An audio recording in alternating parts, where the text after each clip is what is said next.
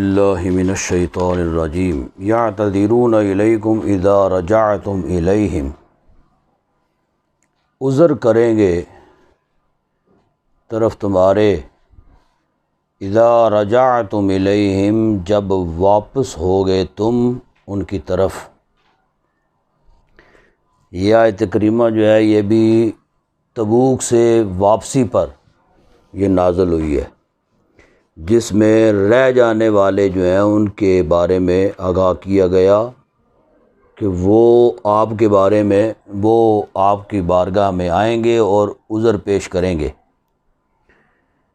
قُل لَا تَعْتَذِرُوا لَن نُّؤْمِنَ لَكُمْ، تم فرماؤ کہ نہ کو بہانے بناؤ، لَن نُّؤْمِنَ لَكُمْ، ہم ہرگز یقین نہ کریں گے تمہارا۔ اللہ نے فرمایا کہ آپ نے ان کو یہ کہنا ہے کہ ہم کوئی یقین نہیں کرتے۔ قَدْ نَبَّأَنَا اللَّهُ مِنْ أَخْبَارِكُمْ، بے شک دے دی ہیں ہمیں اللہ نے تمہاری خبریں۔ وَسَيَرَى اللَّهُ عَمَلَكُمْ وَرَسُولُهُ، اور ان قریب دیکھے گا اللہ اعمالکم تمہارے اعمال، ورسولہ اور اس کے رسول۔ ثم تردون الی عالم الغیب والشہادہ، پھر لوٹائے جاؤ گے تم اس کی طرف عالم الغیبی جو جانتا ہے غیب کو، و شہادہ اور چھپی ہوئی چیزوں کو اور ظاہری چیزوں کو۔ فَيُنَبِّئُكُمْ، پھر تمہیں خبر دے گا، بما کنتم تعملون، جو تم کرتے تھے۔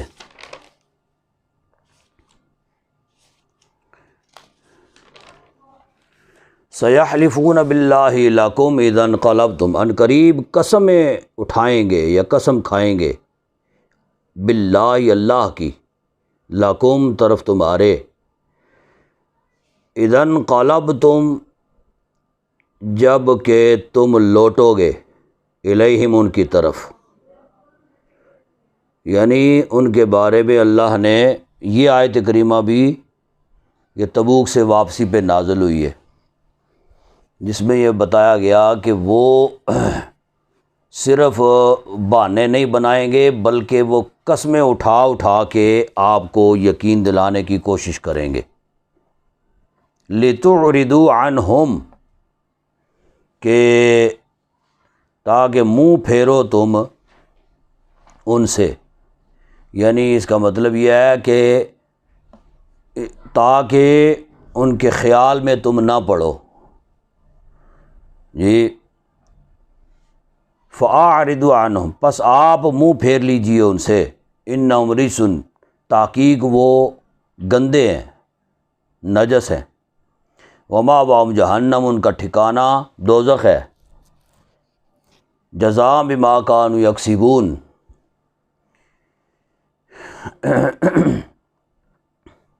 یہ بدلہ ہے اس کا جو وہ کماتے ہیں یا کمائی کرتے ہیں۔ یحلفون لکم لترضوا عنہم، قسم کھائیں گے طرف تمہارے،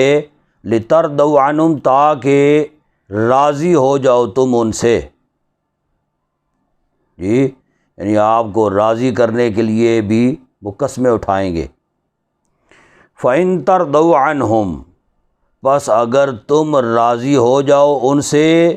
فَإِنَّ اللَّهَ لَا يَرْضَىٰ عَنِ الْقَوْمِ الْفَاسِقِينَ، بے شک اللہ نہیں راضی ہوتا بدکار قوم سے۔ یعنی اگر آپ چونکہ آپ رحمت للعالمین ہیں، آپ کا دل نرم ہے، آپ ان کے حوالے سے اگر راضی بھی ہو جائیں اللہ ان سے راضی نہیں ہوگا، تو جب یہ فرما دیا کہ اللہ ان سے راضی نہیں ہوگا تو پھر حضور نے ان سے راضی کیسے ہونا ہے؟ تو یہ آپ کی خصلت کے پیش نظر یہ فرمایا گیا نا، فَإِن تَرْضَوْا عَنْهُمْ، پس اگر تم راضی بھی ہو جاؤ ان سے تو اللہ ان سے راضی نہیں ہوگا۔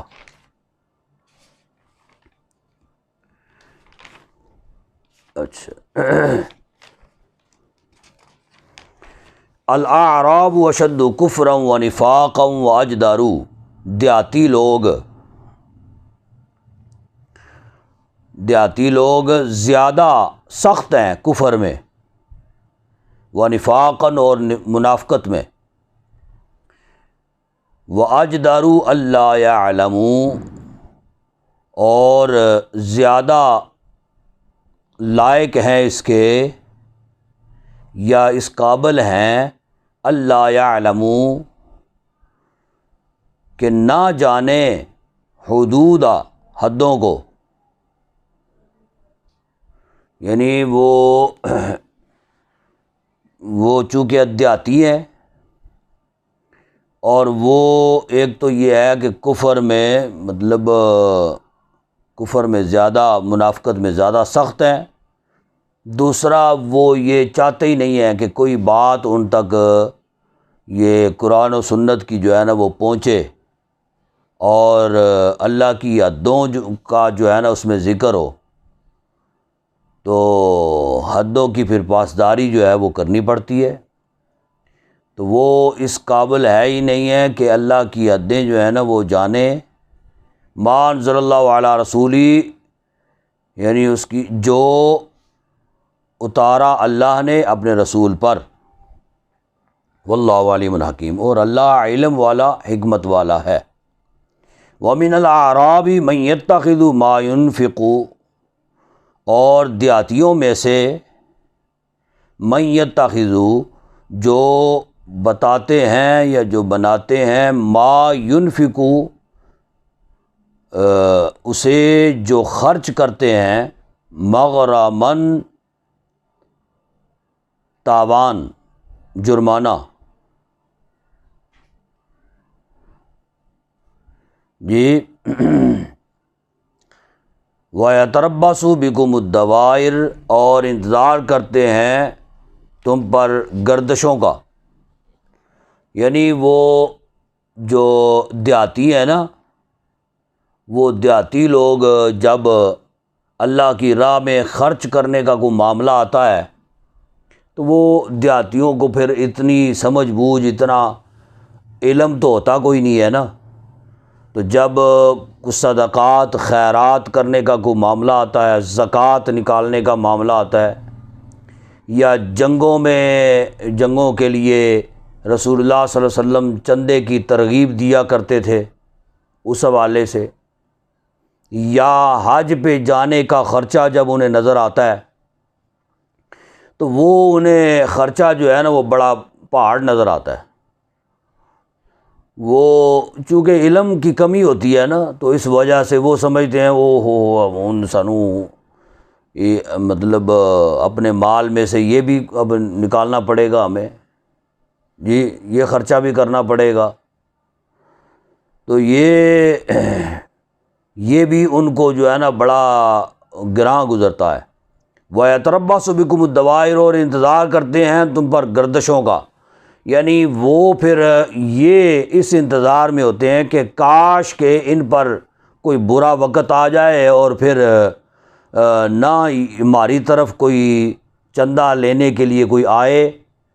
جی نہ کچھ زکوٰۃ لینے کے لیے آئے، کچھ صدقات و خیرات کو لینے کے لیے آئے، یا اس انتظار میں ہے کہ یہ محمد صلی اللہ علیہ وسلم یہ فوت ہی ہو جائیں،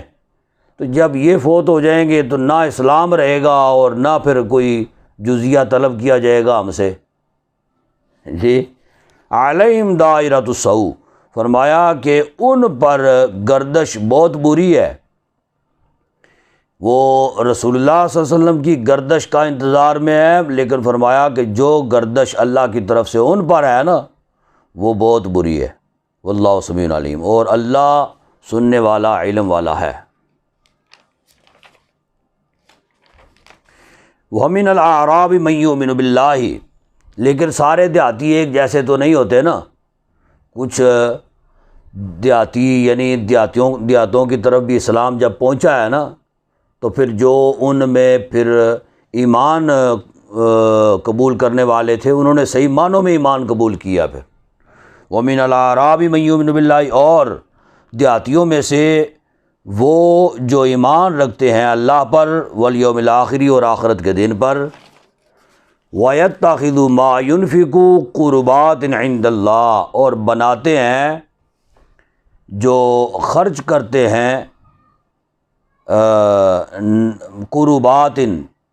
نزدیکیوں کے، قربتوں کے، عند اللہ، پاس اللہ کے، یعنی وہ پھر جب خرچ کرتے ہیں نا تو پھر اپنے قبیلہ برادری رشتہ داروں میں وہ دیکھتے ہیں کون غریب ہے کون مستحق ہے، ان میں وہ پھر وہ مال بانٹتے بھی ہیں۔ وصلوات الرسول، اور پیغمبر کی دعا، یا اسے قربات، ان کا معنی یہ ہے کہ اللہ کی قربت حاصل کرنے کے لیے وہ خرچ کرتے ہیں۔ جی، ما ينفقو قربات، اللہ کی قربت حاصل کرنے کے لیے، یعنی وہ جب دیتے ہیں تو ان کا نظریہ صرف یہی ہوتا ہے کہ جو ہے وہ اللہ کی نزدیکی حاصل ہو جائے، اللہ کا قرب نصیب ہو جائے،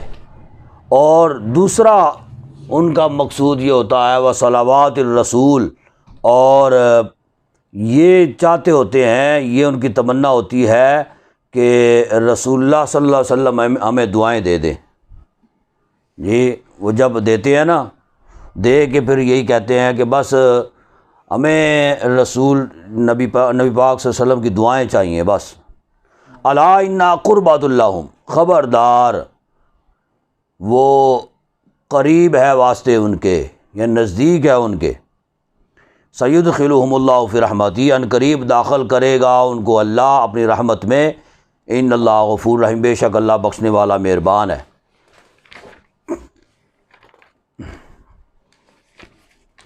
والسابقون الاولون، اور سبقت لے جانے والے، اولون پہلے سے، من المہاجرین مہاجرین میں سے، والانصاری اور انصار میں سے، والذین اتبعوہم باحسان، اور وہ لوگ جو پیروی کریں ان کی ساتھ بلائی کے، رضی اللہ عنہم ورضوا عنہ، کہ راضی ہے اللہ ان سے اور وہ راضی ہیں،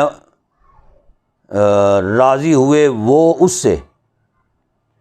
اللہ ان سے راضی اور وہ اللہ سے راضی۔ وَأَعَدَّ لَهُمْ، اور تیار کی واسطے ان کے، جنات، جنتیں، تجری تحتها الانہار خالدین فیہا ابدا، جس کے نیچے نہریں رواں ہیں، نہریں جاری ہیں، خالدین فیہا ابدا، ہمیشہ اس میں رہیں گے۔ ذالک الفوز العظیم، یہ بڑی کامیابی ہے، یعنی صحابہ اکرام رضوان اللہ تعالی علیہم اجمعین، یہ ان کے لیے یہ آیت کریمہ جو ہے نا، یہ اللہ رب العزت نے نازل فرمائی ہے، جس میں صحابہ کا مقام مرتبہ یہ بتایا گیا، اور فرمایا کہ یہ وہ ہستیاں ہیں کہ جن سے اللہ راضی ہو گیا۔ ہم عبادت کریں، جتنی بھی عبادت کریں، ہماری یہی تمنا ہوتی ہے کہ اللہ ہم سے راضی ہو جائے۔ جی، اب یہ معلوم نہیں ہے کہ اللہ راضی ہے یا نہیں ہے، نہ ہمارے لیے کوئی سند نازل ہوگی جس میں فرمایا جائے گا کہ ہاں جی تمہاری عبادت قبول ہے اور اللہ جو ہے وہ تم سے راضی ہے، نہیں۔ لیکن وہ صحابہ جنہوں نے رسول اللہ صلی اللہ علیہ وسلم کی حیات مبارکہ میں آپ کا کلمہ پڑھا، آپ کی معیت اختیار کی، ان صحابہ پر راضی ہونے کی اللہ رب العزت نے سند نازل فرما دی، اور ان کے جنتی ہونے کا اعلان فرما دیا۔ لہذا ہمارا یہ ایمان ہونا چاہیے، 1,24,000 کم و بیش صحابہ ہیں، سارے کے سارے جنتی ہیں، ٹھیک ہے، کسی پر بھی طعن و تشنیع، تنقید نہیں ہونی چاہیے۔ وَمِمَّنْ حَوْلَكُمْ مِنَ الْأَعْرَابِ مُنَافِقُونَ، اور ان میں سے حولکم، جو تمہارے ارد گرد ہیں، من الاعرابی دیہاتیوں میں سے منافقین منافق بھی ہیں، ومن اہل المدینہ اور بعض مدینہ والوں میں سے بھی ہے، یعنی اہل مدینہ میں سے بھی منافق ہے، مارادو علی النفاق جو بہت ماہر ہیں نفاق پر، کیا ہیں؟ ماہر ہیں، یعنی اتنے وہ ماہر ہیں کہ ان کے نفاق کا پتہ ہی نہیں چلتا کہ یہ منافق ہے، منافقت کے اندر وہ اتنے ماہر ہیں۔ بظاہر وہ آپ کو کلمہ گو نظر آئیں گے، بظاہر وہ آپ کو مسلمان نظر آئیں گے، بظاہر وہ مسلمانوں کے ساتھ اٹھنا بیٹھنا اور معیت اختیار کرنا،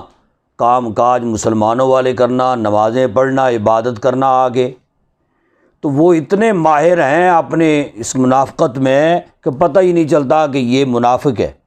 لا تعلمون فرمایا کہ آپ ان کو نہیں جانتے، نحن نعلم ہم ان کو جانتے ہیں۔ یہ یا تو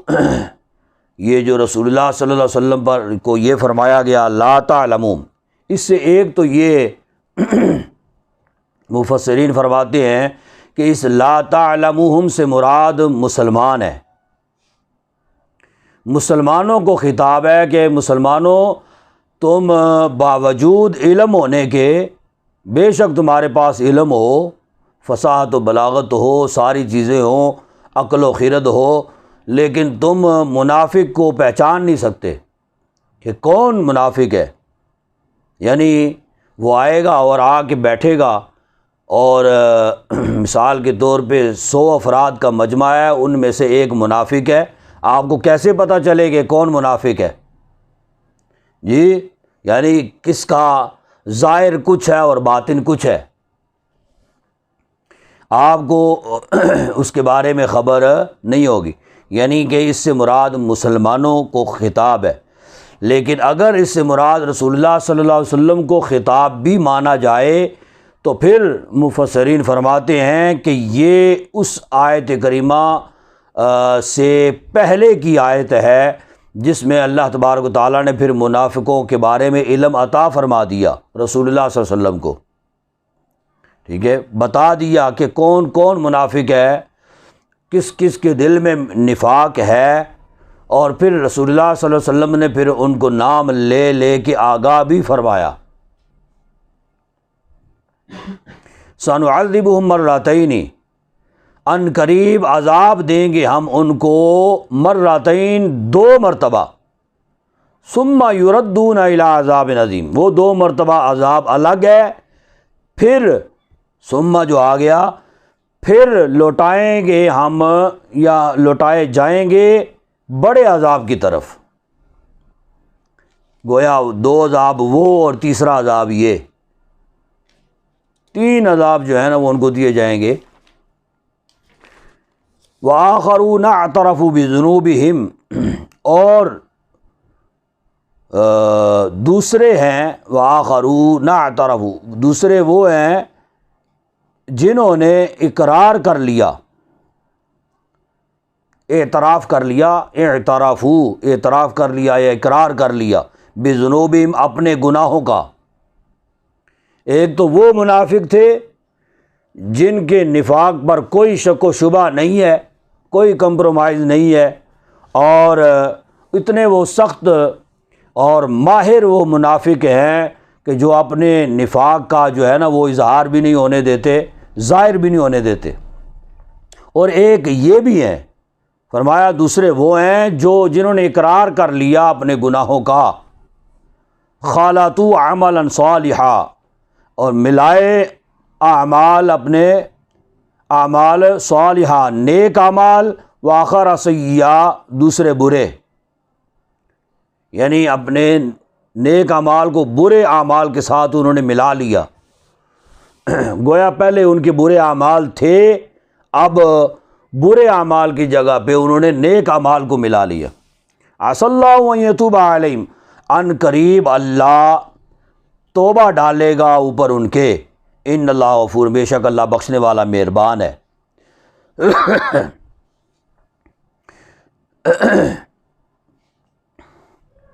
غزوہ تبوک کی حاضری سے 10 صحابہ کرام ایسے تھے جو محض سستی کی وجہ سے رہ گئے، کوئی عذر نہیں تھا ان کے پاس، کوئی بہانہ نہیں تھا ان کے پاس، یعنی ان کو ایک تو گرمی کا موسم تھا بہت زیادہ، ایک تو ان کو گرمی بھی نظر آ رہی تھی، وہ جی اب اتنا سفر یعنی دوسرے ملک میں جانا ہے، اور اس وقت آج کل کے سفر کی آسائشیں بھی نہیں تھیں، سہولتیں بھی نہیں تھیں جی، وہ جہاز پہ سفر کر کے دوسرے ملک میں جانا تو درکنار وہ گاڑیوں کی بھی سہولت نہیں تھی کہ چلے جی گاڑیوں پہ ہی سفر کر کے تو بندہ پہنچ جائے، تو اب اپنی گاڑی ہو، اپنی سواری ہو اور ذرا دور کا سفر ہو جائے تو بندے کی ویسے ہی بس ہو جاتی ہے، چھٹی ہو جاتی ہے، تو پھر ملک شام کی طرف جانا ہے تبوک کے مقام پہ، اور گرمی بھی بے تحاشا سخت ہے، ایک تو وہ سفر کی طوالت جو ہے وہ پیش نظر تھی، اور دوسرا گرمی جو ہے، اور اس کے علاوہ کوئی بہانہ نہیں تھا، یعنی کوئی ایسا نہیں ہے کہ خود بیمار ہوں یا اہل خانہ میں سے کوئی بیمار ہوں یا کوئی مالی کوئی کمزوری جو ہے نا وہ ان کے آڑے ہو، ایسی بات کچھ بھی نہیں تھی، بس وہ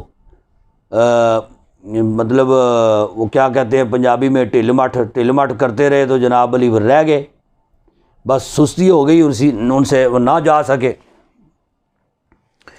تو جب جو ہے وہ نہ جا سکے تو جب حضور اقدس صلی اللہ علیہ وسلم واپس تشریف لا رہے تھے نا، تو مدینہ میں خبر پہنچ گئی کہ حضور اقدس صلی اللہ علیہ وسلم واپس تشریف لا رہے۔ ان صحابہ نے ان میں حضرت لبابہ جو ہے نا وہ بھی شامل تھے۔ حضرت لبابہ نے 2 مرتبہ اپنے آپ کو ستون کے ساتھ باندھا ہے، ایک وہ مقام جہاں پہ انہوں نے وہ قبیلہ جو پیچھے واقعہ گزرا ہے جی، وہ مدینہ کے اندر جن کے ساتھ رسول اللہ صلی اللہ علیہ وسلم کا معاہدہ تھا جی، ان کو جا کے تو نبی پاک صلی اللہ علیہ وسلم کا راز اشارہ کر کے نا، وہ اشارے سے راز بتا دیا تھا، تو اس وقت انہوں نے پھر اپنے آپ کو باندھ دیا ستون کے ساتھ۔ اور ایک مرتبہ اب جنگ تبوک کے موقع پر یہ بھی جو ہے نا اس جنگ میں تشریف نہیں لے کے گئے تھے، تو ان میں سے 7 صحابہ ایسے تھے جو 10 میں نے بتایا ہے نا، انہوں نے اپنے آپ کو ستونوں کے ساتھ باندھ دیا سزا کے طور پر۔ تو پتہ تھا کہ ہمارے پاس کوئی بہانہ تو ہے کوئی نہیں ہے کہ جو ہم عذر پیش کریں گے رسول اللہ صلی اللہ علیہ وسلم کی بارگاہ میں تو حضور مان جائیں گے، تو بہانہ کوئی تھا نہیں، تو اس وجہ سے انہوں نے کہا کہ جی ہماری غلطی تو ہے، چلے ہم اپنے آپ کو سزا کے طور پہ باندھ لیتے ہیں ستونوں کے ساتھ۔ تو جب تک ہم اس وقت تک نہیں کھلیں گے یا کھولیں گے اپنے آپ کو جب تک رسول اللہ صلی اللہ علیہ وسلم ہمیں معاف نہیں کر دیتے یا خود کھولتے نہیں ہیں جی، تو چاہے ہماری جانیں نکل جائیں یہاں پہ۔ تو ان میں حضرت لبابہ بھی تھے، یہ دوسری بار انہوں نے اپنے آپ کو باندھا، ٹھیک ہے۔ تو حضور اقدس صلی اللہ علیہ وسلم پھر جب مدینہ تشریف لائے تو اسب سابق اور اسب عادت رسول اللہ صلی اللہ علیہ وسلم مسجد نبوی میں جب بھی کسی سفر سے واپس تشریف لاتے تھے، نبی پاک صلی اللہ علیہ وسلم سب سے پہلے مسجد تشریف لاتے تھے جی، مسجد نبوی میں آ کے وہ نفل ادا کرتے تھے، اس کے بعد جو ہے وہ اپنے گھر میں تشریف لے جاتے یا کسی کی کوئی بات سنتے جی، اور معاملات جو ہے نا وہ بعد میں ہوتے تھے۔ یہی روٹین قبلہ والد گرامی کی تھی، جب بھی کسی سفر پہ تشریف لے کے جاتے نفل ادا کر کے تو جاتے، اور جب واپس آتے سب سے پہلے مسجد میں آ کے نفل ادا کرتے، ٹھیک ہے۔ یہ روٹین قبلہ والد گرامی کی یہ ساری زندگی آپ کی یہی روٹین رہی ہے۔ تو رسول اللہ صلی اللہ علیہ وسلم بھی ایسے ہی اس روٹین کے مطابق مسجد نبوی میں تشریف لائے اور آ کے نفل ادا کیے تو دیکھا کہ کچھ لوگوں نے اپنے آپ کو ستونوں کے ساتھ باندھا ہوا ہے۔ پوچھا کہ یہ کون لوگ ہیں، کیوں باندھا ہے؟ تو پھر وہ ان کا جو ہے نا وہ مجدہ رسول اللہ صلی اللہ علیہ وسلم کو سنایا گیا، ان کے احوال بتائے گئے کہ یہ وہ ہیں کہ جو بس محض سستی کی بنا پہ جنگ تبوک پہ نہ جا سکے، اور انہوں نے اپنے آپ کو زنجیروں کے ساتھ جو ہے نا یہ باندھ دیا ہے۔ تو رسول اللہ صلی اللہ علیہ وسلم نے اس وقت یہ فرمایا تھا کہ جب تک اللہ کو حکم نہیں آتا تو میں ان کو معاف نہیں کروں گا۔ پھر یہ آیت کریمہ نازل ہو گئی جس میں فرمایا گیا کہ کچھ وہ بھی ہیں جنہوں نے اپنے گناہوں کا اقرار کر لیا، وہ مان گئے، تسلیم کر لیا انہوں نے کہ جی ہم سے غلطی ہو گئی کہ ہم جنگ پہ نہیں جا سکے، اور توبہ کے لیے جو ہے نا انہوں نے اپنے آپ کو جو ہے نا وہ باندھ دیا ہے۔ تو تب جب آیت کریمہ نازل ہوئی تب رسول اللہ صلی اللہ علیہ وسلم نے ان کو پھر کھولنے کا حکم ارشاد فرمایا، اور پھر ان میں سے پھر بعض جو ہے نا اپنے اپنے گھروں میں گئے، اور کوئی عذر تو تھے نہیں، لیکن کیا اپنے مال کی محبت یا اولاد کی محبت، یعنی بعض ایسے تھے کہ جو اولاد کی محبت کی وجہ سے نہ جا سکے، بعض ایسے تھے اپنے مال کی محبت کی وجہ سے، مال سے مراد یعنی جنگ پہ چلے جائیں گے تو مال کو چوری نہ کر لے، یا مال سے مراد یہ کہ ان میں سے بعض ایسے تھے کہ جو کھجوروں کے باغوں کے مالک تھے اور اس وقت کھجوریں پکی ہوئی تھیں اور وہ پھل اتار نہ سکے، اور انہیں اس بات کا خدشہ تھا کہ اب پھل پکا ہوا ہے اور یہ قریب ہے اس کے کہ ہم اس کو اتار کے تو ہم اس کو فروخت کریں اور اپنے بال بچوں کا پیٹ پالیں۔ اب اگر جنگ پہ چلے جاتے ہیں تو یہ یا تو کوئی چوری کر لے گا، اتار لے گا،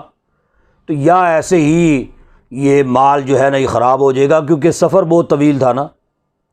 قریب سے کچھ چند دنوں کا معاملہ تو تھا نہیں کہ انہیں ہوتا کہ چلیں واپس وہ آنا ہی ہے نا، تو بس وہ اس باغ کی اس مال کی محبت جو ہے وہ انہیں وہاں پہ نہ لے جا سکی۔ اب جب رسول اللہ صلی اللہ علیہ وسلم نے انہیں آزاد ہونے کا اور کھولنے کا اجازت عطا فرمائی تو ان میں سے بعض جو ہے نا وہ بھاگتے ہوئے گئے، اور جس مال کی محبت کی وجہ سے وہ نہ جا سکے تھے اب وہ سارا مال اٹھا کے حضور کی بارگاہ میں لے آئے کہ یا رسول اللہ بس اسی وجہ سے ہم آپ کے ساتھ نہ جا سکے، ہم سے غلطی ہو گئی، اب اس غلطی کا ازالہ یہ ہے کہ یہ سارا مال آپ کے نام پہ قربان ہے،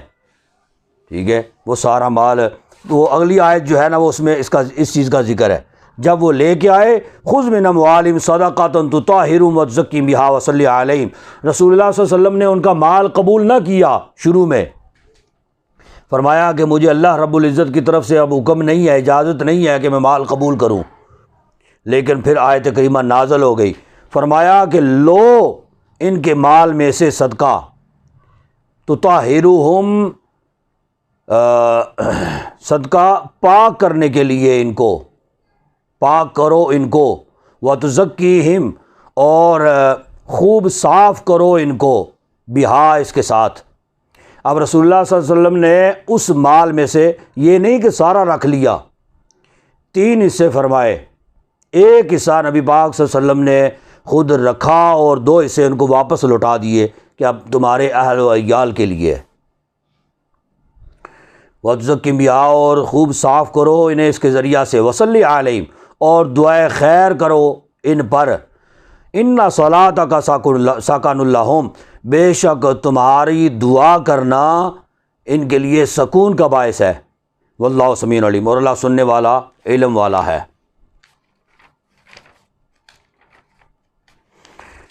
علم یعلموا ان اللہ هو یقبل التوبۃ، کیا نہ جانا انہوں نے ان اللہ بے شک اللہ ہوا یقبل التوبۃ وہی قبول فرماتا ہے توبہ کو عن عباد ہی اپنے بندوں سے، وَيَأْخُذُ صدقات یہ لیتا ہے خیراتیں صدقات، وَأَنَّ اللَّهَ هُوَ التَّوَّابُ الرَّحِيمُ اور بے شک اللہ وہی توبہ قبول فرمانے والا مہربان ہے۔ وَقُلِ اعْمَلُوا یہ آیت کریمہ بھی انہی 7 صحابہ کے بارے میں نازل ہوئی جنہوں نے اپنے آپ کو باندھا تھا اور پھر اپنے مال و متاع لے کے آ گئے۔ وَقُلِ اعْمَلُوا اور فرما دیجئے اعْمَلُوا کہ جانتا ہے، ہاں جی، وَقُلِ اعْمَلُوا ہاں کرو، کیے جاؤ، اور تم فرماؤ کہ کیے جاؤ، فَسَيَرَى اللَّهُ عَمَلَكُمْ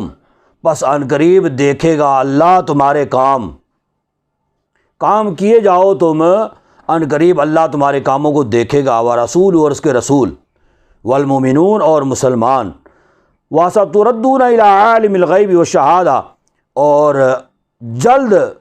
اس کی طرف پلٹو گے، جلد تم پلٹو گے، الا اس کی طرف، عالم الغیب جو جانتا ہے غیب کو یعنی چھپی ہوئی چیزوں کو، والشہادہ اور ظاہر کو، فَيُنَبِّئُكُمْ اور تمہیں خبر دے گا، بما کنتم تعملون جو تم کرتے تھے۔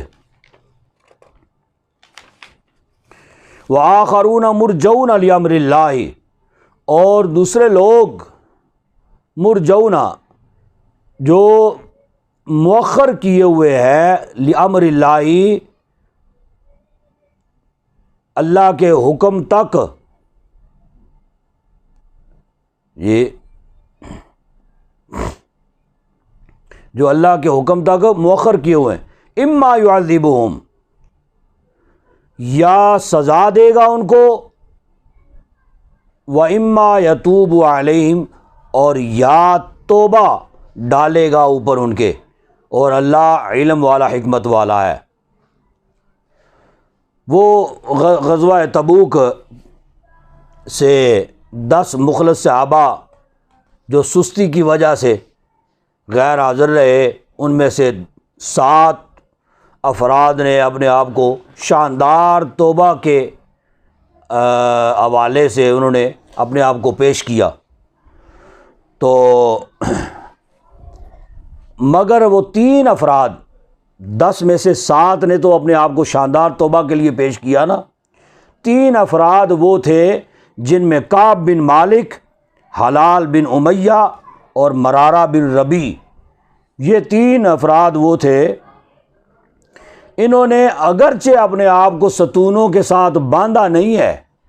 ٹھیک ہے، 7 نے تو باندھا نا، انہوں نے باندھا نہیں ہے،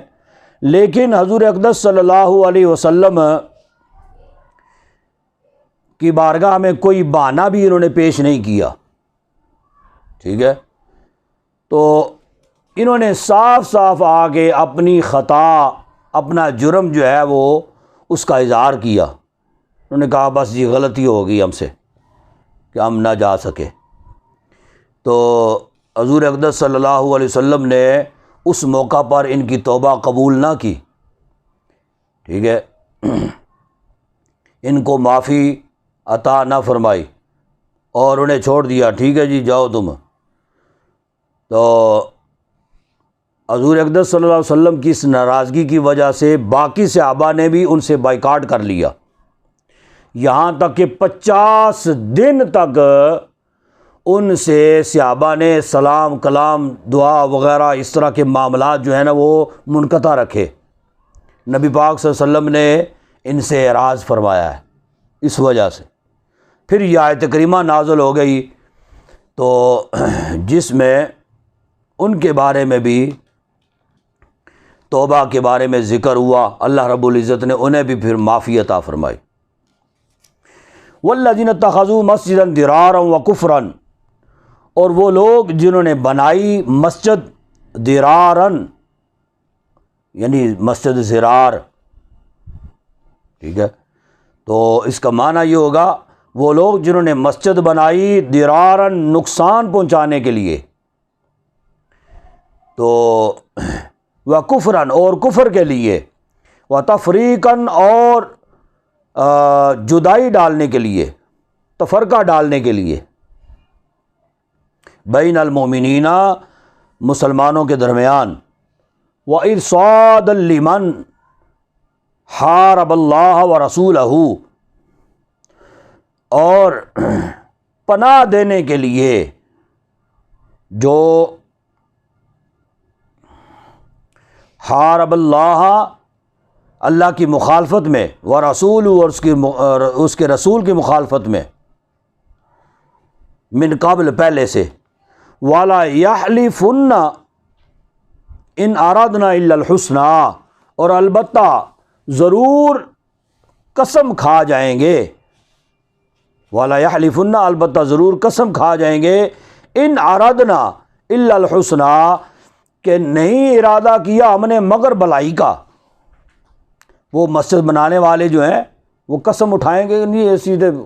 مطلب چنگے کم واسطے مسجد بنائی ہے جی، واللہ یشہد انہم لکاذبون، اور اللہ گواہ ہے یا اللہ گواہی دیتا ہے بے شک وہ جھوٹے ہیں۔ لا تقم فی ابدا نہ کھڑے ہوں آپ اس میں کبھی بھی، لمسجد اسس علی التقوی البتہ وہ مسجد جو بنیاد رکھی گیا ہے جس کی تقوی پر، پرہیزگاری پر، من اول یومن پہلے دن سے، احق زیادہ حق رکھتی ہے، ان تقوم فی کہ کھڑا ہوا جائے اس میں، فیہ رجال یحبون ان یتطہروا اس میں بہت سے لوگ ہیں جو پسند کرتے ہیں کہ خوب پاک ہوں، واللہ یحب المطہرین اور اللہ پسند کرتا ہے پاکوں کو۔ زمانہ جاہلیت میں مدینہ المنورہ میں ایک شخص تھا، اس کا نام تھا ابو عامر راہب، یہ بعد میں عیسائی ہو گیا تھا، تو اس نے بہت علم بھی حاصل کیا تورات اور انجیل کا۔ لوگ اس کو بڑی عزت و تکریم جو ہے نا وہ کیا کرتے تھے، لیکن جب رسول اللہ صلی اللہ علیہ وسلم ہجرت کر کے مدینہ تشریف لائے، اس کی عزت اور تکریم میں جو ہے نا وہ فرق پڑ گیا، تو اس کو یہ بات جو ہے نا وہ بڑی ناگوار گزری، لوگوں کی دلچسپی جو ہے وہ رسول اللہ صلی اللہ علیہ وسلم کی طرف ہو گئی، رجحان لوگوں کا، رغبت لوگوں کی وہ نبی پاک صلی اللہ علیہ وسلم کی طرف ہو گئی، تو اس کی طرف لوگوں کی دلچسپی جو ہے نا وہ خاطر خواہ نہ رہی، تو یہ پھر نبی پاک صلی اللہ علیہ وسلم کے پاس آیا، آ کے تو پوچھنے لگا جی آپ کون سا دین لے کے آ گئے؟ نبی پاک صلی اللہ علیہ وسلم نے فرمایا کہ میں ملت ابراہیمی لے کے آیا ہوں، ابراہیم علیہ الصلوۃ والسلام کا دین لے کے آیا ہوں۔ اس نے کہا آگے ان کا دین تو میں بھی اسی دین پر ہی قائم دائم ہوں، اسی دین پہ ہم چل رہے ہیں، آپ کون سا نیا دین لے کے آ گئے ہیں؟ اس طرح آگے اس نے وہ بکواسات نبی پاک صلی اللہ علیہ وسلم کی بارگاہ میں کیے۔ پھر اس نے اٹھتے ہوئے یہ کہا کہ میں جب بھی آپ کے مقابلے میں کوئی جنگ کرنے کے لیے کوئی قوم آئے گی تو میں ان کی طرف سے ہو کے آپ کے ساتھ جنگ کیا کروں گا۔ یہ کہہ کے تو چلا گیا۔ غزوہ احد ہوا، اس وقت بھی یہ مشرکین کی طرف سے یہ مسلمانوں کے ساتھ جنگ کرنے کے لیے آیا۔ پھر جنگ حنین میں نبی پاک صلی اللہ علیہ وسلم جب تشریف لے کے گئے تو اس وقت یہ مقابل مسلمانوں کے ساتھ لڑنے کے لیے یہ ان کی طرف سے آیا، لیکن وہاں پہ تو پھر معاملہ ہی کچھ اور تھا، وہ کفار جو ہے نا وہ بھاگ گئے، اپنا اسلحہ جو ہے نا وہ انہوں نے پھینک دیا، ہتھیار پھینک دیے انہوں نے۔ اب وہ حنین سے یہ بھاگ کے یہ ملک شام کی طرف چلا گیا۔ ملک شام سے اس نے مدینہ المنورہ کے منافقوں کو اس نے پیغام بھیجا، ایک مراسلہ اس نے لکھ کے نا تو اس نے وہ بھیجا ایک قاصد کے ذریعہ سے جس میں اس نے لکھا کہ تم لوگ بھی نبی پاک صلی اللہ علیہ وسلم کے مخالف ہو اور میں بھی محمد کا مخالف ہوں، تم بھی ان کو نہیں چاہتے اور میں بھی نہیں چاہتا، تو لہٰذا تم ایسے کرو کہ میرے لیے ایک مسجد بناؤ وہاں پہ، جو محمد کی مسجد کے مقابلے میں مسجد ہوگی، اور ہم وہاں پہ وہ گویا کہ لوگوں کی نظروں میں تو مسجد ہوگی لیکن حقیقت میں وہ میرا ٹھکانہ ہوگا وہاں پہ۔ تو جب مسجد تعمیر ہو جائے گی تو مجھے پیغام بھیجو، پھر میں یہاں سے ایک لشکر جو ہے نا ایک لے کر مدینہ پر حملہ آور ہوں گا میں، پھر مدینہ سے تم لوگوں نے میرا ساتھ دینا ہے۔ تو میں جو ہے نا یہاں سے یعنی روم کا لشکر جو ہے یہ میں ساتھ لے کے آؤں گا، مسلمانوں کو زیر کرنے کے لیے، ان کے خلاف لڑنے کے لیے، ٹھیک ہے، میں روم سے لشکر لے کے آؤں گا، مدینہ سے تم لوگوں نے میرا ساتھ دینا ہے۔ وہ جو مسجد بنے گی نا، وہ مسجد ہم مسلمانوں کے خلاف استعمال کریں گے، اپنا اسلحہ وغیرہ جو ہے نا وہ وہاں پہ رکھیں گے۔ اب ان منافقین نے مسجد ایک جو ہے نا وہ تعمیر کرنی شروع کی، اور وہ مسجد جو ہے انہوں نے جو ہے وہ ایک فاصلے پہ مدینہ شریف کے مسجد قباء تھی، مسجد قباء کے بالکل متصل قریب ہی انہوں نے وہ مسجد، جس کو مسجد زرار کہا جاتا ہے، وہ مسجد انہوں نے تعمیر کی۔ اب وہ حضور اقدس صلی اللہ علیہ وسلم کی بارگاہ میں آئے منافقین، آگے کہنے لگے او جی ہم نے مسجد بنائی ہے عبادت کے لیے، نماز پڑھنے کے لیے، تو چونکہ مسجد قباء کے اطراف میں جتنے لوگ آباد ہیں نا، کچھ لوگ مسجد قباء تک نہیں پہنچ سکتے، ان کے لیے وہ بڑی دشواری ہے، بڑا دور پڑتا ہے ان کو، کبھی کبھار ایسے ہوتا ہے موسم کی خرابی ہوتی ہے، ہم نے وہ مسجد الگ ایک بنا لی ہے تاکہ جن کو وہ مسجد نزدیک پڑے وہ اس مسجد میں چلے جائیں، جن کو وہ مسجد نزدیک پڑے وہ ادھر چلے جائیں۔ تو آ کے تو پھر کہنے لگے یار، یعنی وہ ایک گویا کہ ایک قسم کی چال چلنے لگے تاکہ نبی پاک صلی اللہ علیہ وسلم کو شک و شبہ نہ ہو کہ یہ مسلمانوں کے خلاف مسجد بنائی گئی ہے۔ آگے وہ کہنے لگے یا رسول اللہ آپ بھی تشریف لائیں نا ہماری مسجد میں، اور جیسے یہ اپنا بستر بند جو ہوتے ہیں وہ پھر بڑی میٹھی میٹھی چکنی چپڑی باتیں کرتے ہیں، ہم اللہ کی باتیں کریں گے وہاں پہ، تشریف لائیں نا مسجد میں، یہ اللہ کی باتیں کریں گے۔ تو وہ نبی پاک صلی اللہ علیہ وسلم کو کہنے لگے جی آپ آئیں نا مسجد میں، تو آ کے کبھی قدم رنجا فرمائیں اور نماز ادا کریں وہاں پہ، ہماری مسجد میں آپ صرف کھڑے ہو جائیں گے تو ہمارے لیے جو ہے وہ بڑی سعادت کی بات ہوگی۔ تو اللہ تبارک و تعالیٰ نے پھر یہ آیت کریمہ نازل فرمائی۔ اچھا، پھر حضور نے اس وقت نبی پاک صلی اللہ علیہ وسلم تبوک کے لیے تیاری فرما رہے تھے، عنقریب روانگی تھی، حضور نے فرمایا کہ عنقریب ہم روانہ ہونے لگے ہیں تبوک کے لیے، ابھی میرے پاس وقت نہیں ہے، تو واپسی بھی اگر اللہ نے چاہا، اللہ نے اجازت عطا فرمائی تو پھر میں آ جاؤں گا۔ انہوں نے کہا ٹھیک ہے۔ اب وہ نبی پاک صلی اللہ علیہ وسلم تبوک کے لیے تشریف لے گئے، واپسی پہ تشریف لا رہے تھے، ابھی راستے میں تھے، ان کو خبر ہو گئی نا کہ نبی پاک صلی اللہ علیہ وسلم آ رہے ہیں، انہوں نے کہا کہ مسجد وہ آئیں گے مدینہ میں اور لوگ ان کو کہیں غلط گائیڈ نہ کر دیں ہمارے بارے میں، جی، یا ہماری حقیقت جو ہے نا وہ آشکار نہ ہو جائے، تو قبل یہ مدینہ پہنچنے کے ہم راستے میں ہی ان کو لے کے نا تو اپنی مسجد میں لے جاتے ہیں۔ تو وہ راستے میں ہی رسول اللہ صلی اللہ علیہ وسلم کو انہوں نے پا لیا اور راستے میں درخواست کرنے لگے جی وہ ہم نے کہا تھا آپ کو، تو اب واپسی ہو گئی آپ کی، آ جائیں تشریف لائیں۔ اسی موقع پر اللہ تبارک و تعالیٰ نے یہ آیات کریمہ نازل فرما دی جس میں اس مسجد کی حقیقت کو واضح کیا گیا، بتایا گیا وہ کس مقصد کے لیے بنائی گئی ہے۔ لیکن پھر اس کے بعد نبی پاک صلی اللہ علیہ وسلم نے 3 اصحاب کو بھیجا جن میں حضرت واشی بھی شامل تھے۔ حضور نبی پاک صلی اللہ علیہ وسلم نے فرمایا کہ جاؤ اور اس مسجد کو جا کے آگ لگا دو۔ اس وقت آپ کو پتہ ہے چھپر ٹائپ میں مسجدیں بنتی تھی نا، تو فرمایا کہ اس مسجد کو جا کے آگ لگا دو، اور جہاں پہ یہ مسجد کا جو ہے نا آگ کا ڈھیر بنے گی نا، وہاں پہ پھر کوڑا کرکٹ کا ڈھیر لگنا چاہیے وہاں پہ، گویا کہ وہ جو ہے نا وہ بنا دو کوڑا دان جو ہوتا ہے جی، کوڑا کرکٹ پھینکنے وغیرہ کے لیے نا، تو وہ اس کے بعد مسلمان وہاں پہ پھر اپنے گھر کا گند جو ہے نا وہ وہاں پہ پھینکا کرتے تھے۔ اور بعد میں کئی بار انہوں نے کوشش کی کہ مسجد بننی چاہیے یہاں پہ، لیکن کئی اور مساجد جو ہے نا بعد میں کئی خلفاء کے دور میں، ابوبکر صدیق کے دور میں، عمر فاروق، عثمان غنی، سب کے دور میں کوشش کی گئی کہ اس جگہ پہ مسجد بنے، لیکن سب نے یہ حکم یہی دیا، نبی پاک صلی اللہ علیہ وسلم نے جس کو قبول نہیں کیا اور جس کو آگ لگانے کا حکم ارشاد فرمایا،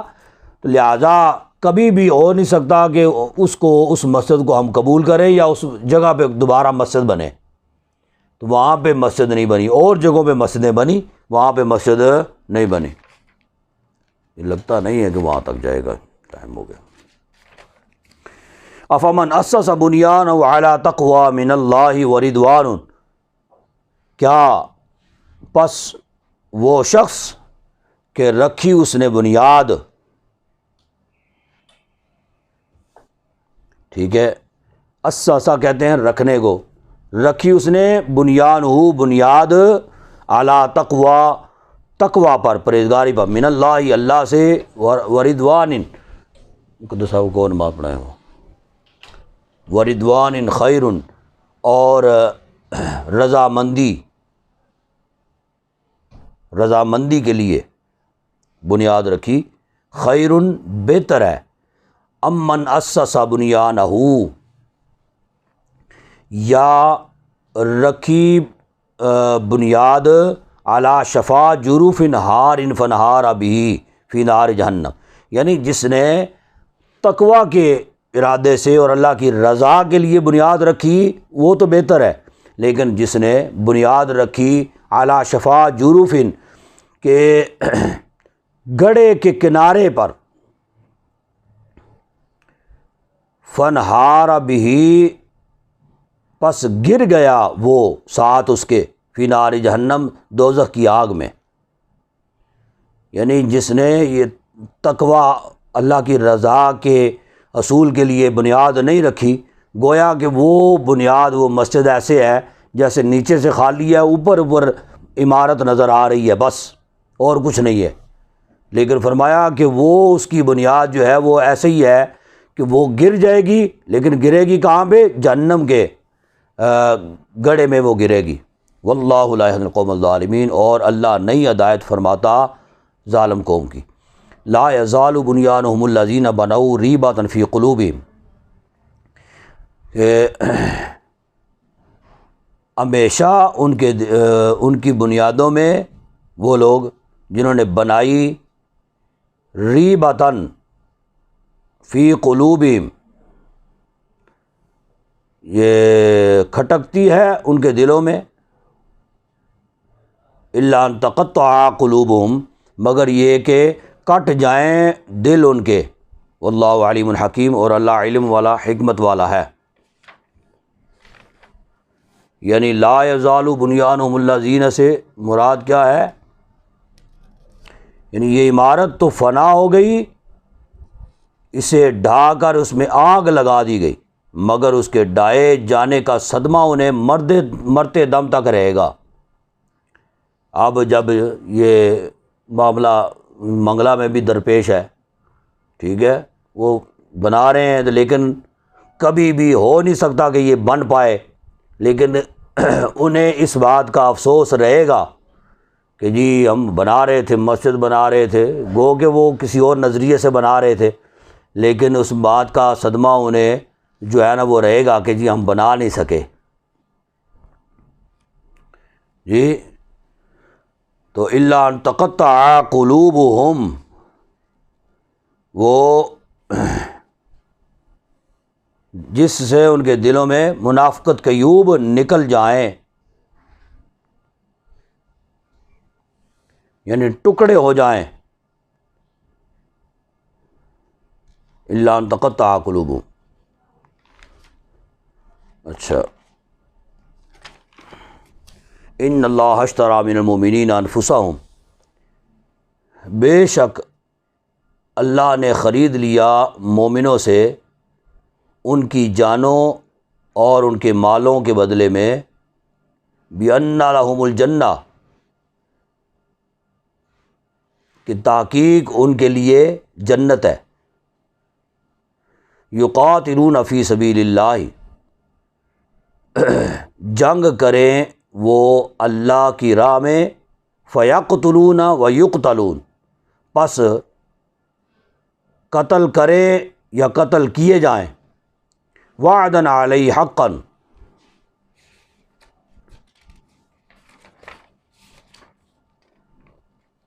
یہ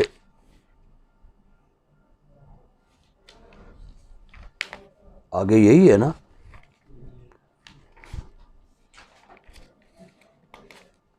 ہاں جی، وعدن علیہ حقا، ہاں جی ٹھیک ہے، وعدہ ہے اس پر حقا سچا، فی التورات، تورات میں، والانجیل اور انجیل میں، والقرآن اور قرآن میں، ومن اوفی بعہدہ، اور کون ہے جو زیادہ پورا کرنے والا ہے اپنے عہد کو، من اللہ، اللہ سے، فاستبشروا ببیعکم الذی بایعتم بہ، پس خوشی حاصل کرو، استبشروا، خوشی حاصل کرو تم، ببیعکم الذی بایعتم بہ، تجارت سے،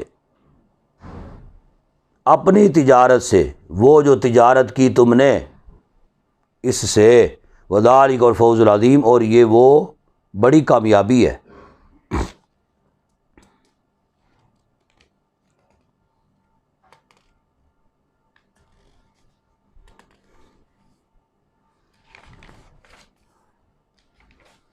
التائبون العابدون الحامدون السائحون الراکعون، التائبون رجوع کرنے والے، العابدون اور عبادت کرنے والے، الحامدون حمد کرنے والے، سائحون روزہ رکھنے والے، الراکعون رکوع کرنے والے، الساجدون سجدہ کرنے والے، سجدے کرنے والے، الآمرون بالمعروف اور نیکی کا حکم دینے والے، والناہون عن المنکر اور برائی سے منع کرنے والے، والحافظون لحدود اللہ اور حفاظت کرنے والے اللہ کی حدوں کی، وبشر المومنین خوشخبری ہے ایمان والوں کے لیے۔ ٹھیک ہے، واضح ہے نا، ما کان للنبی، نہیں ہے واسطے نبی کے، والذین آمنوا اور ایمان اور وہ لوگ جو ایمان لائے، ان یستغفروا کہ دعا کریں بخشش کی، مغفرت کی، للمشرکین واسطے مشرکوں کے، واسطے کافروں کے، ولو کانوا اولی قربا اگر جو ہوں قریبی رشتہ دار، من بعد ما تبین بعد اس کے کہ ظاہر ہو چکا، لہم واسطے ان کے، انہم کہ بے شک وہ، اصحاب الجحیم دوزخ والے ہیں۔ ٹھیک ہے، یعنی مشرک لوگ جن کے بارے میں اعلان کر دیا گیا، بتا دیا گیا، واضح ہو گیا کہ وہ دوزخی ہیں، تو پھر ان کے لیے مغفرت کی دعا بنتی نہیں ہے، نہیں کی جائے گی، نہ اللہ تبارک و تعالیٰ قبول کرے گا۔ ما کان استغفار ابراہیم، اور نہیں تھا بخشش مانگنا ابراہیم کا، ابی اپنے باپ کے لیے، یعنی باپ سے مراد چچا کے لیے، الا عن موعدۃ، کیونکہ چچا جو ہے وہی مشرک تھا، باپ ان کا مشرک نہیں تھا، وہ تو مومن موحد، جی ملت ابراہیمی پر، الا عن موعدۃ وعدہا ایاہ، مگر اس وعدے سے جو کیا تھا اس نے اس سے۔ تو حضرت ابراہیم علیہ الصلوۃ والسلام اپنے اس چچا کے لیے پہلے دعا کرتے رہے اس وقت تک جب تک انہیں آس امید تھی کہ کاش کہ یا شاید کہ یہ ایمان قبول کر لے، اور شرک سے توبہ کر لے، لیکن جب وہ کفر پہ مر گیا تو پھر، اور اس کی وجہ ایک یہ بھی تھی کہ آپ نے اس سے وعدہ کیا ہوا تھا کہ میں تمہارے لیے دعا کرتا رہوں گا، لیکن جب یہ حکم نازل ہو گیا تو پھر انہوں نے دعا کرنا چھوڑ دی اپنے چچا کے لیے۔ فلما تبین لہ، پس جب ظاہر ہو گیا واسطے ان کے کہ بے شک وہ دشمن ہے اللہ کا، انہ عدو للہ، بے شک وہ دشمن ہے اللہ کا، تبرأ منہ، تو وہ بیزار ہو گئے اس سے۔ جب پتہ چل گیا، واضح ہو گیا کہ وہ اللہ کا دشمن ہے، تو پھر انہوں نے دعا سے اعراض کر لیا، ٹھیک ہے، اس سے بیزار ہو گئے۔ ان ابراہیم لأوّاہ حلیم، بے شک ابراہیم آہوں والے، حلم والے۔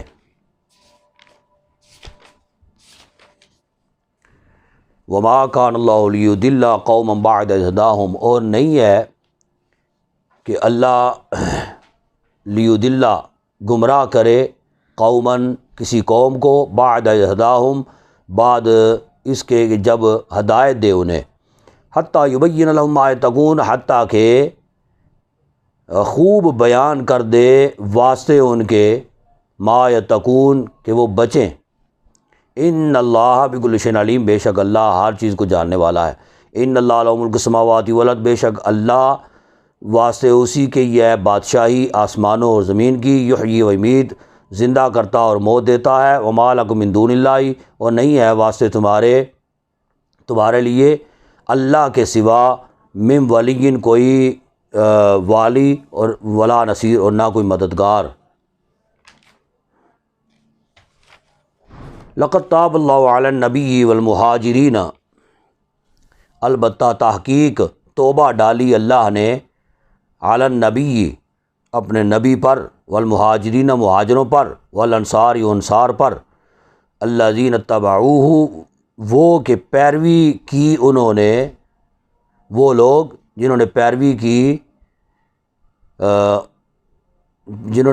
کی نبی کی، اس کی یعنی کہ نبی کی، فی ساعۃ العسرۃ، تنگی والی گھڑی میں یا مشکل گھڑی میں، من بعد ما کاد یزیغ قلوب، بعد اس کے کہ قریب تھے کہ یزیغ قلوب، کہ پھر جائیں دل، فریق منہم، ایک گروہ کے ان میں سے، ثم تاب علیہم، پھر توبہ ڈالی اوپر ان کے، انہ بہم رؤوف الرحیم، بے شک وہ بہت مہربان رحم والا ہے۔ یعنی صحابہ کرام رضوان اللہ تعالیٰ علیہم اجمعین، جنہوں نے رسول اللہ صلی اللہ علیہ وسلم کی مشکل گھڑی میں ساتھ نبھایا، غزوہ تبوک میں وہ ساتھ گئے اور اپنا سب کچھ رسول اللہ صلی اللہ علیہ وسلم کے قدموں میں نچھاور کیا، مال متاع، یہ وہ سب کچھ، سواریاں اپنی وہ بھی رسول اللہ صلی اللہ علیہ وسلم کو عنایت فرمائی، تو ان کے لیے یہ۔ وعلی الثلاثۃ الذین خلفوا، اور اوپر تین کے وہ لوگ، الذین خلفوا، وہ جو پیچھے رہ گئے، حتیٰ اذا ضاقت علیہم الارض، حتیٰ کہ جب تنگ ہو گئی ان پر زمین، بما رحبت، باوجود اس کے کہ وسیع تھی زمین، حالانکہ وسیع تھی لیکن ان پر تنگ ہو گئی، وضاقت علیہم انفسہم، اور تنگ ہو گئی ان پر جانیں ان کی، وظنوا اللہ ملجأ من اللہ الا الیہ، اور جان گئے یا گمان کیا انہوں نے، اللہ ملجأ، کہ نہیں ہے کوئی ٹھکانہ سوائے اللہ کے، الا الیہ، مگر طرف اس کے، ثم تاب علیہم لیتوبوا، پھر توبہ ڈالی اوپر ان کے، لیتوبوا، تاکہ وہ توبہ میں رہیں، ان اللہ تواب الرحیم، بے شک وہ توبہ قبول کرنے والا مہربان ہے۔ غزوہ تبوک اور اس کے علاوہ تمام غزوات سے یہ بات جو ہے نا، یہ میں نے پہلے بھی بتائی ہے کہ نبی پاک صلی اللہ علیہ وسلم تمام غزوات میں، کسی بھی غزوہ میں وقت مقررہ اور جائے مقررہ کے بارے میں نبی پاک صلی اللہ علیہ وسلم نے پہلے کبھی آگاہ نہیں کیا، سوائے غزوہ تبوک کے۔ اس بارے میں نبی پاک صلی اللہ علیہ وسلم نے آگاہ کیا، اس وجہ سے کہ لوگوں کو پتہ چل جائے، خبر ہو جائے کہ اتنا طویل سفر ہے، وہاں تک جانا ہے، اور اپنا جو ہے نا وہ ساز و سامان اسی کے مطابق جو ہے نا وہ لے کے تو وہاں سے روانہ ہوں۔ تو 3 اصحاب وہ تھے جنہوں نے جو اس موقع پر نبی پاک صلی اللہ علیہ وسلم کے لیے کے ساتھ غزوہ تبوک پہ تو نہ گئے، لیکن بعد میں ایک صحابی وہ تھے کہ انہوں نے 1,00,000 درہم جو ہیں وہ نبی پاک صلی اللہ علیہ وسلم کے قدموں میں نچھاور کیے۔ ان کا جو ہے نا پھل تیار تھا، یعنی جو ہے باغ جو کھجوروں کا وہ تیار تھا، اس وجہ سے وہ نہ گئے۔ بعد میں انہوں نے وہ بیچا 1,00,000 درہم میں، وہ 1,00,000 درہم حضور کے قدموں میں آ کے قربان کر دیے انہوں نے۔ اور ایک وہ تھے کہ جو اپنی بیوی بچوں کی محبت میں تبوک پہ نہ جا سکے، تو نبی پاک صلی اللہ علیہ وسلم کی بارگاہ میں آ کے انہوں نے وہ عذر آ کے پیش کیا۔ ایک وہ تھے کہ انتہائی غریب تھے، ان کے پاس زیادہ راہ نہیں تھا، لیکن یہ پھر بعد میں جو ہے انہوں نے اپنے آپ کو ملامت کیا اور پھر یہ اکیلے روانہ ہو گئے۔ اور وہ بھی صحابی جو اپنی بیوی بچوں کی وجہ سے نہ جا سکے، انہوں نے بھی اپنے بیوی بچوں کو ملامت کیا کہ تمہاری محبت کی وجہ سے میں نبی پاک صلی اللہ علیہ وسلم کے ساتھ جنگ کے لیے روانہ نہ ہو سکا۔ وہ بھی نبی پاک صلی اللہ علیہ وسلم کے لیے تبوک کے لیے جو ہے نا اکیلے روانہ ہو گئے۔ انہوں نے اتنا طویل سفر کر کے تو وہاں پہ وہ پہنچے تو نبی پاک صلی اللہ علیہ وسلم نے ان کو دیکھا اور دیکھ کر خوشی اور مسرت کا اظہار فرمایا۔